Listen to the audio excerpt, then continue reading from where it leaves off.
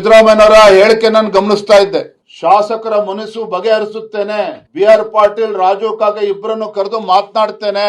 ಮಾನ್ಯ ಸಿದ್ದರಾಮಯ್ಯನವರೇ, ಇದು ಕೇವಲ ಯಾವುದೋ ಒಂದೆರಡು ಇಲಾಖೆಗೆ ಸೀಮಿತ ಆಗಿರ್ತಕ್ಕಂಥದ್ದಲ್ಲ. ನಿಮ್ಮ ಇಲಾಖೆಯೂ ಸೇರಿದಂತೆ ಎಲ್ಲಾ ಇಲಾಖೆಗಳಲ್ಲೂ ಕೂಡ ಭ್ರಷ್ಟಾಚಾರ ನಡೀತಾ ಇದೆ.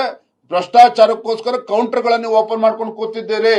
ಯಾವ ಪುರುಷಾರ್ಥಕ್ಕೆ ನೀವು ಕೇಂದ್ರದ ಹಣಕಾಸಿನ ಸಚಿವರನ್ನು ಭೇಟಿ ಮಾಡ್ತೀರಿ? ಯಾಕೆ ನಿಮ್ ಹೊಟ್ಟೆ ತುಂಬಿಸ್ಕೊಳಕ್ ಆಗ್ತಾ ಇಲ್ವಾ? ಹಾಗಾದ್ರೆ ಇಲ್ಲೇ ನಿಮ್ ಸರ್ಕಾರ, ನಿಮ್ಮ ಸಚಿವರು ಲೂಟಿ ಮಾಡ್ತಾ ಇದ್ದೀರಿ ಇವತ್ತು.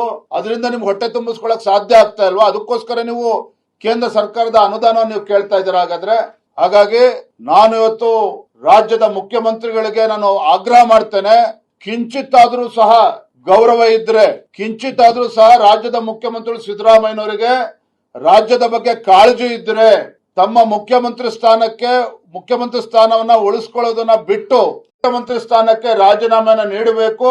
ಇಲ್ಲದೆ ಹೋದ್ರೆ ರಾಜ್ಯದ ಗೌರವಾನ್ವಿತ ನಮ್ಮ ರಾಜ್ಯಪಾಲರು ಇದರಲ್ಲಿ ಮಧ್ಯಪ್ರವೇಶಿಸಬೇಕು ಅಂತ ಹೇಳಿ ನಾನು ಈ ಸಂದರ್ಭದಲ್ಲಿ ರಾಜ್ಯಪಾಲರು ಕೂಡ ನಾನು ವಿನಂತಿಯನ್ನು ಮಾಡ್ತಾ ಇದ್ದೇನೆ.